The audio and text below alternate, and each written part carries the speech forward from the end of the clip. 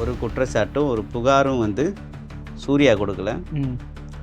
டிவிக்கு விழுப்புரம் மாவட்ட வழக்கறிஞர் அணி இணைச் செயலாளர் சௌந்தர்யான்னு ஒரு அம்மா வந்து அந்த புகார் கொடுத்துருக்காங்க.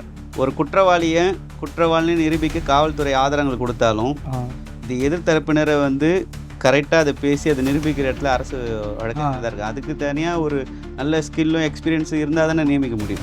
உங்களுக்காக அண்ணன் விஜய்க்காக வந்து வேலை செஞ்சோம், எங்களுக்கு போடாமல் இவங்களுக்கு போடுறீங்கன்றது தான் அந்த புகாரோட சாராம்சமே. வாணியம்பாடியில் கொஞ்ச நாளுக்கு முன்னாடி ஒரு காரை நிப்பாட்டி ஆடு மேய்ஞ்சிட்டு இருக்கும், ஒருத்தர் ஆட்டுக்குட்டியை தூக்கி காருக்குள்ளே போட்டுன்னு போனார் ஒரு வழக்கறிஞர். ஓகே, அந்த வழக்கறிஞரை அந்த எந்த வழக்கு அவர் மேலே அந்த கோர்ட்டில் இருக்கோ அந்த கோர்ட்டோட அரசு வழக்கறிஞரை இப்போ அவரை நியமிச்சுக்கிறாங்க.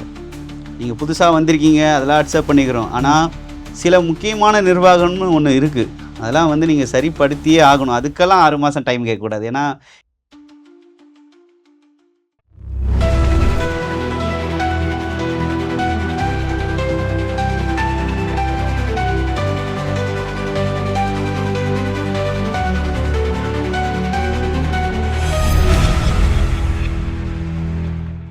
வணக்கம் மக்களே, வெல்கம் டு அன்லிமிட்டட் டாக்ஸ். நான் உங்கள் கண்டென்ட் கருவாயின். இன்றைக்கி வந்து ஒரு செமையான கண்டென்ட் தான் கொண்டு வந்திருக்கோம். பொதுவாக வந்து மக்களுடைய வாழ்க்கையில் ஸோ ஏதாச்சும் ஒரு பிரச்சனை வருது அப்படின்னா நம்ம கண்டிப்பாக வந்து ஸ்டேஷனோ இல்லை அட்வொகேட்ஸோ இந்த மாதிரிலாம் மீட் பண்ணுவோம். பட் ஆனால் அட்வொகேட்ஸுக்கே ஒரு பிரச்சனை இல்லை அட்வொகேட்ஸ்க்குள்ளே ஒரு பிரச்சனை அப்படின்னா அதை எப்படி வந்து சால்வ் பண்ணுவாங்க, அது எனக்குமே அது சரியாக புரியல. ஸோ இதை பற்றி நம்ம பேச தான் போகிறோம். ஸோ நம்ம கூட பேச வந்திருக்கிறது நம்ம கரிகாலன் சூர்யா தான். வணக்கம். வணக்கம், எப்படி இருக்கீங்க? நல்லா இருக்கும். லாஸ்ட் வீடியோஸ் எல்லாம் வந்து எப்படி மிரட்டல் ஏதாச்சும் வந்ததுங்களா? அது வந்து வரும், எப்பயுமே வரக்கூடியது. ஏன்னா ஒரு தரப்புக்கு எதிராக பேசினா அந்த எதிர்த்தரப்பினர் வந்து நம்மளை திட்டத்தான் செய்வாங்க. இப்போ நான் ஒரு கேள்வி அந்த மாதிரி தான் கேட்டேன். அது நீ என்ன இன்டர்வியூவில் போயிட்டு உட்காந்துட்டு எங்களை பற்றி பேசுகிற அந்த மாதிரிலாம் பேசினாங்க. எனக்கு இந்த போக்கு தான் வந்து இப்போ வந்து சரியில்லாத நிலைக்கு டிவிகே கட்சியை கொண்டு போய் விட போகுது. சரிங்களா? அதனோட விளைவாக தான் இன்றைக்கி பார்த்தீங்கன்னா, நீங்கள் கேட்டீங்க அட்வொகேட்டுக்கே பிரச்சனைன்னு சொன்னீங்கல்ல, என்ன பிரச்சனை இந்த மாதிரி இருக்குன்னு நீங்கள் கேட்க மறந்துட்டீங்க. ஓகே, இன்னைக்கு வந்து அரசு வழக்கறிஞர்கள் நியமனம் தான் வந்து பெரும் பிரச்சனையாக வந்து பெரிய ஊழலாகவே மாறிடுச்சுன்ற மாதிரி இருக்கு. இப்போ இந்த ஊழலை வந்து முதலமைச்சர் விஜய் வந்து நேரடியாக ஊழல் பண்ணியிருப்பாரு கேட்டிங்கன்னா இல்லை.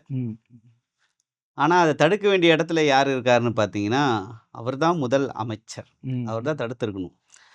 இப்போ சொல்லப்படுறது என்னென்னா, டிவிகே சார்ந்த மாவட்ட செயலாளர்கள் எல்லாருமே வந்து அவங்க பரிந்துரை பண்ணுற, அதாவது அவங்க வந்து 5 லட்சத்துலேருந்து 30 லட்சம் வரைக்கும் லஞ்சம் வாங்கிக்கிட்டு அரசு வழக்கறிஞரை நியமிச்சதா ஒரு குற்றச்சாட்டும் ஒரு புகாரும் வந்து சூர்யா கொடுக்கல. டிவிக்கு விழுப்புரம் மாவட்ட வழக்கறிஞர் அணி இணைச் செயலாளர் சௌந்தர்யான்னு ஒரு அம்மா வந்து அந்த புகார் கொடுத்துருக்காங்க. இது எந்த அளவுக்கு உண்மை? அது புகாரே கொடுத்துருக்காங்க, அதில் எந்த அளவுக்கு உண்மைனா, ஏன்னா இப்போது வழக்கறிஞராக நியமிக்கிறதுக்கு ஒரு நேர்காணல் நடக்கும்ல. ஆமாம். இப்போ நீங்கள் அப்ளை பண்ணுறீங்க, நான் அப்ளை பண்ணுறேன், நம்ம அண்ணன் கேமராமேன் எல்லாரும் அப்ளை பண்ணுறாங்க. ஓகே, அதை எல்லாரையும் கூப்பிட்டு அதில் யார் சரியானவங்களும் தேர்ந்தெடுப்பாங்க. கூப்பிடாமலே நம்ம கேமராமேன் அண்ணன் மட்டும் நியமிக்கிறாங்க. இப்போ கூப்பிட்டு ரிஜெக்ட் பண்ணியிருந்தா நீங்கள் என்ன சொல்லியிருப்பீங்க? ஓகே, நம்ம ஏதோ சரியாக பண்ணலை போல இருக்குன்னு நம்மளை ரிஜெக்ட் பண்ணிட்டாங்கன்னு. கூப்பிடாமலே நியமனம் பண்ணால் அப்போ அதில் ஊழல் நடந்திருக்குன்னு தானே அர்த்தம். இப்போ நம்ம மட்டுமே அது சொல்லலை, இன்றைக்கி ஹைகோர்ட்டில் இருக்கிற ஒரு அட்வொகேட்டே கூட வீடியோ போட்டிருக்காரு. என்னென்னு அந்த காணொலியில் சொல்கிறாருன்னா, இந்த மாதிரி வந்து ஐயா நிர்மல்குமார் வந்து கொடுத்தாரு, அந்த மாதிரிலாம் எதுவும் நடக்கலை, நாங்கள் வந்து டெம்பரவரியாக தான் போட்டிருக்கோம், நீங்கள் புகார் கொடுக்குறதுனாலும் எனக்கு கொடுக்கலான்னு. அவர் என்ன கேட்குறாரு, புகார் எங்கே கொடுக்குறது?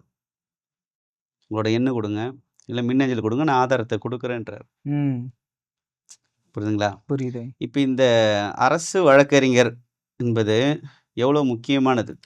போன ஆட்சியில் திமுக ஆட்சியில் நியமித்த வழக்கறிஞர்களோட அது முடிவு காலம் வந்து ஜூன் 30 முடிஞ்சிருச்சு. ஓகே, அதுக்கப்புறம் ஜூலை 1 இந்த அரசு வழக்கறிஞரை நியமிச்சிருக்கணும்.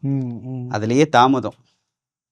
அறிவிச்சதில் சில குளறுபடிகள் இருந்தாலும் நிறைய இடத்துல அறிவிக்காமல் இருக்கிற குளறுபடிகளே ரொம்ப அதிகம். இன்னைக்கு வந்து தேதி வந்து 8/7/2026. இன்னைக்கு சென்னையில் இருக்கிற என்டிபிஎஸ் கோர்ட்டில் இன்னைக்கு தான் வந்து புது லிஸ்ட்டே விட்டுருக்காங்க. ஓகே, புரியுதுங்களா? அப்போ இந்த 7 நாளில் நடந்த கேஸோட யார் நடத்திருப்பா? அது இல்லாமல் இந்த இப்போ அந்த லிஸ்ட்டில் இப்போ நான் கொஞ்ச நேரத்துக்கு முன்னாடி நம்ம அண்ணனுக்கு ஒருத்தர் அழைப்பு கொடுத்து பேசும்போது என்ன சொல்கிறாரு, இந்த லிஸ்ட்டில் வந்தவங்களெல்லாம் யாருன்னு கேட்டால் டிவிக்கு சார்ந்தவங்க தான்றாங்க. சரி, ஓகே. அவங்களோட இத்தனை ஆண்டு காலம் வேலை செஞ்சுருப்பாங்க, அவங்க ஒரு எக்ஸ்பீரியன்ஸ் இருக்கும்ல. அது என்னன்னு கேட்டால் எல்லாமே 2017, 18 என்ரோல்மெண்ட் பேட்ச் தான் வச்சுங்களேன். ஓகே. அப்போ ஒரு அரசு வழக்கறிஞருக்கு முக்கியமானது வந்து என்னன்னு நீங்கள் பார்க்குறீங்க? ஒரு அரசு வழக்கறிஞருக்கு ஆமாம். முக்கியமானது பொதுவான ஒரு இதுதான். அது மட்டும் இல்லாமல் ஒரு குற்றவாளின்னு நிரூபிக்க காவல்துறை ஆதாரங்கள் கொடுத்தாலும் இது எதிர்த்தரப்பினரை வந்து கரெக்டாக அதை பேசி அதை நிரூபிக்கிற இடத்துல அரசு வழக்கறிஞர் தான் இருக்கு. அதுக்கு தனியாக ஒரு நல்ல ஸ்கில்லும் எக்ஸ்பீரியன்ஸும் இருந்தால் தானே நியமிக்க முடியும். கண்டிப்பா அது இல்லாத பட்சத்தில் என்ன ஆகும், குற்றவாளி தப்பிச்சிருவோம். கண்டிப்பா தப்பி தான் செய்யணும். நீங்கள் வந்து டிவிகே சார்ந்தவங்களோ இல்லை லஞ்சம் வாங்கிட்டோ திறமையே இல்லாதவங்கள நீங்கள் வழக்கறிஞராக போட்டால் குற்றவாளி வந்து என்னவா ஈஸியாக தப்பிக்கக்கூடிய சூழ்நிலை வந்து உருவாகும். அது சமுதாயத்தை மிக அளவில் பாதிக்கும். திரும்ப அந்த குற்றவாளி ஈஸியாக தப்பிச்சான்னா திரும்ப அதே குற்றத்தில் ஈடுபடுவானா இல்லையா? கண்டிப்பாக நடக்கும். ஸோ நம்மளை எடுக்க இந்த மாதிரி இருக்காங்க, அது ஈஸியாக நம்மளால் வெளியே வந்து வழக்கறிஞருக்கு நடக்கிற பிரச்சனை மட்டுமா, இது சமூகத்துக்கே நடக்கிற பிரச்சனையாக வந்து மாறும்னு தான் நம்ம சொல்கிறோம். இதில் வந்து பிரச்சனை நடக்கலைன்னு நம்ம வந்து அவங்க ஈஸியாக சொல்லிட்டு போகலாமா? சாதாரண மனுஷனுக்கு அது நடக்குது அப்படின்னா ஓகே, அது இது இப்படி தான் இருக்குது அப்படின்ற மாதிரிலாம் சொல்லலாம். பட் ஆனால் அது அட்வொகேட்ஸ்க்கே நடக்குது அப்படின்றது வந்து ஆமாம். இப்போ அந்த அம்மா சொன்னல விழுப்புரம் மாவட்டத்தில் அவங்க வந்து கம்ப்ளைண்ட் கொடுத்ததுல என்ன சொல்கிறாங்கன்னா, டிவிக்கு சார்ந்தவங்களை மட்டும் இல்லை, பணம் வாங்கிக்கிட்டு அதாவது அதிமுக திமுகலேருந்து வர வழக்கறிஞர் கூட அரசு வழக்கறிஞராக போடுறாங்க. நாங்கள் கட்சிக்கு இத்தனை வருஷமா, அதாவது புரியுது, அவங்க வந்து நாங்கள் பல கட்சியை பகைச்சி உங்களுக்காக அண்ணன் விஜய்க்காக வந்து வேலை செஞ்சோம், எங்களுக்கு போடாமல் இவங்களுக்கு போடுறீங்கன்றது தான் அந்த புகாரோட சாராம்சமே. ஓகே. அதை கூட வந்து புரிஞ்சிக்காம, அது இல்லாமல் அரசு வழக்கறிஞராக நீங்கள் வந்து நல்ல எக்ஸ்பீரியன்ஸ் ஆனாலும் உங்கள் கட்சி சார்ந்தவங்க நல்ல எக்ஸ்பீரியன்ஸாக இருந்தால் போட்டிங்கன்னா தான் உங்கள் கட்சியாச்சும் வளரும். கரெக்டு தான். அப்படி இல்லாட்டி அதான் ஒரு வடிவேல் டைலாக் தான், நம்ம வாழ்க்கை எதை நோக்கி போகுதுன்னே தெரியாத மாதிரி தான் அந்த மாதிரி ஆகிடும். இது நிர்வாக குறைபாடு தான், டிவிக்கோட நிர்வாக குறைபாடு. இது வந்து எவ்வளோ பெரிய ஊழல். தமிழ்நாடு முழுக்க மாவட்ட செயலர்கள் ஒவ்வொருத்தரும் அவரவருக்கு இஷ்டப்பட்டவங்கள வழக்கறிஞராக போட்டுகிட்டே வந்தால், பணம் வாங்கிட்டு போட்டுகிட்டே வந்தால் என்னவா மாறும்? இப்போ வந்து இந்த டிவிகே சைடு வந்து இதை ஸ்டாப் பண்ணால் மட்டும்தான் இது முடியும். மீன்ஸ் இப்போது ஒரு வேளை அது உண்மையாகவே இருந்தாலும் காசு வாங்கிட்டு தான் இப்போ வழக்கறிஞர்களை வந்து இது பண்ணுறாங்க. அப்படி இருந்தாலுமே இப்போ அது மேலே அதை வந்து ஃபுல் டீட்டெயில்ஸ் பார்த்து, இல்லை இது தேவையில்லாதது, இந்த மாதிரி பண்ணக்கூடாது அப்படின்ற மாதிரி அவங்க ஏதாச்சும் ஒரு ஸ்டெப் எடுத்து வச்சா மட்டும்தான் இது ஓகேவா இருக்கும்னு நினைக்கிறீங்க? ஆமாம். இப்போ காசு வாங்கியிருக்காங்கன்றது உங்களுக்கு உறுதிப்படுத்துகிற அளவுக்கு ஒரு செய்தி சொல்கிறேன் பாருங்கள். வாணியம்பாடியில் கொஞ்ச நாளுக்கு முன்னாடி ஒரு காரை நிப்பாட்டி ஆடு மேய்ஞ்சிட்டு இருக்கும், ஒருத்தர் ஆட்டுக்குட்டியை தூக்கி காருக்குள்ளே போட்டுன்னு போனார் ஒரு வழக்கறிஞர். ஓகே. அந்த வழக்கறிஞரை அந்த எந்த வழக்கு அவர் மேலே அந்த கோர்ட்டில் இருக்கோ அந்த கோர்ட்டோட அரசு வழக்கறிஞரை இப்போ அவரை நியமிச்சுக்கிறாங்க. ஓ, அதிர்ச்சியாக இருக்கா? அதிர்ச்சியாக தான் இருக்கணும். அப்போது ஒரு சின்ன போலீஸ் வெரிஃபிகேஷன் கூட பண்ணாமல் அவரோட பின்னாடி அவருக்கு என்ன விதமான இருக்குது வழக்கு, இல்லை அவரோட அனுபவம் என்ன, எதுவுமே விசாரிக்காமல் காசு கொடுத்துட்டா போதும் நான் வந்து போட்டுருவேன்னா, அப்படி போட்டதன் விளைவாக தானே ஆட்டுக்குட்டி திருடினவர்லாம் அரசு வழக்கறிஞராக மாற முடியுது. சிம்பிளாக சொல்லணும்னா தகுதியே இல்லாத ஒருத்தனை தூக்கிட்டு வந்து இங்கே உட்கார இதில் எந்த பிரயோஜனமும் கிடையாது. நம்ம என்ன சொல்கிறோம், போடுங்க, தகுதி வாய்ந்த ஆட்களை போடுங்க. தகுதி இல்லாத ஆட்கள் போட்டால் அங்கே வந்து குற்றவாளி வந்து ஈஸியாக வந்து தப்பிச்சு போயிட்டு அடுத்தடுத்த குற்றங்களில் ஈடுபடுற மாதிரி குறையாது. குற்றங்கள் குறையாது. வர குற்றங்களுக்கு சரியான ஆளுக்கு தண்டனை வாங்கியும் கொடுக்க முடியாது. அப்படிதான் நடக்கும். Correct correct. இந்த ஊழல் இல்லை அப்படின்னு நீங்கள் சொல்கிறவங்க அரசு தரப்புலேருந்து கொடுக்க சொல்லுங்கள், விளக்கம் கொடுக்க சொல்லுங்கள். நான் டெம்பரவரியாக போட்டிருக்கேன்னு ஐயா சட்டத்துறை அமைச்சர் நிர்மல்குமார் வந்து சொல்கிறாரு. டெம்பரவரியாக கூட எப்படி போட்டிங்க? டெம்பரவரியாக போடுறதுக்கு எப்படி, அதுக்கு சில வழிமுறைகள் இருக்குல்ல. இன்டர்வியூ எடுத்துருக்கணும், போலீஸ் வெரிஃபிகேஷன் பண்ணியிருக்கணும், அவங்களோட பேக் செக்லாம் பண்ணி போட்டிருப்பீங்களே. நீங்கள் டெம்பரவரியாக போடுவீங்க, அடுத்து பர்மனெண்ட்டாக மாற்றுவீங்க. ஸோ சும்மா பேச்சுக்கு வேணால் இப்போதைக்கு டெம்பரவரின்னு சொல்லிக்கலாம். இது வந்து நடந்திருக்குன்றதை வந்து எல்லா வழக்கறிஞரும் இன்றைக்கி பேசுகிறாங்க. இன்றைக்கி காலையில் கூட நானும் உங்களுக்கு ஒரு வீடியோ ஃபுட்டேஜ் தரேன், ஃபேஸ்புக்லேயே பகிரங்கமாக போட்டிருக்காரு ஒருத்தர். உங்களுடைய சர்க்கிளில் எந்த மாதிரியான இப்போ ஒரு நிலைப்பாடு இருக்குது? என்னோட சர்க்கிள்லையும் என்னோட நண்பர்கள் ஒருத்தர் நான் வீடியோவிலே சொல்லியிருந்தேன், ஃபோன் பண்ணி நம்ம எவ்வளோ கட்சிக்காக உழைச்சோம், ஆனால் நான் கட்சியில் இருக்கவங்க போடாமல் வேறு சில ஆட்கள்லாம் போடுறாங்க, ரொம்ப மன கவலையாக இருக்குது ம். அப்படின்னு சொன்னாங்க. நான் வீடியோவில் சொன்னேன், குறைஞ்சபட்சம் உங்கள் கட்சிக்கார வழக்கறிஞராச்சும் அரசு பணிக்கு போடுங்க. ம். திமுக அதிமுகன்னு பணம் கொடுக்குறாங்கன்னு அந்த அரசு அரசு அவங்களெல்லாம் அரசு வழக்கறிஞராக போடாதீங்கன்னு நம்ம சொன்னோம். ம். ம். ஆனால் அதையும் இல்லாமல் இங்கே முக்கியமானது என்னென்னா பணம் தான் அப்படின்னு இருக்குது. அது இல்லாமல் ரொம்ப தாமதமாக போடும்போது என்ன ஆகும், இப்போ 30ஆம் தேதி ஜூன் 30ஆம் தேதி முடிஞ்சிடுச்சு, ஆமா. 1ஆம் தேதி போட்டிருக்கணும். ம். இன்னைக்கு தேதி வந்து ஆகுது 8 ஆகுது. இந்த 8 நாளில் வந்து வழக்கோட நிலைமை என்ன? அடுத்த டேட்டில் மாறி இருக்கும். இது நிறைய குற்றங்கள் நடந்திருக்கும். அப்படி நடந்திருக்கும். ஏற்கனவே நடந்த குற்றத்துக்கான வழக்கு வந்து விசாரணைக்கு வந்திருக்கும். அது இன்னொரு நாளுக்கு மாறி இருக்கும். ம். எவ்வளோ நாள் வந்து ஏற்கனவே கோர்ட்டில் வந்து ஒரு கேஸ் வந்தாலே அது முடியறதுக்கு விசாரித்து முடிக்கவே டைம் ஆகும். இந்த மாதிரி வந்து நீங்கள் முக்கியமான கேஸுக்கு வந்து அட்வொகேட் போட வேண்டிய நேரத்தில் போடாமல் ம். நீங்கள் மட்டும் வேறு வேலையை பார்த்துட்டு இருப்பீங்கன்னா அது ஆட்சி நிர்வாகத்துக்கு சரியாக இருக்குமா? நீங்கள் புதுசாக வந்திருக்கீங்க, அதெல்லாம் அக்செப்ட் பண்ணிக்கிறோம். ஆனால் சில முக்கியமான நிர்வாகம்னு ஒன்று இருக்குது, அதெல்லாம் வந்து நீங்கள் சரிப்படுத்தியே ஆகணும். அதுக்கெல்லாம் 6 மாதம் டைம் கேட்கக்கூடாது. ஏன்னா எதுக்கு எடுத்தாலும் டிவிகேல இருக்கவங்க 6 மாதம் டைம் கேட்டுருவாங்க.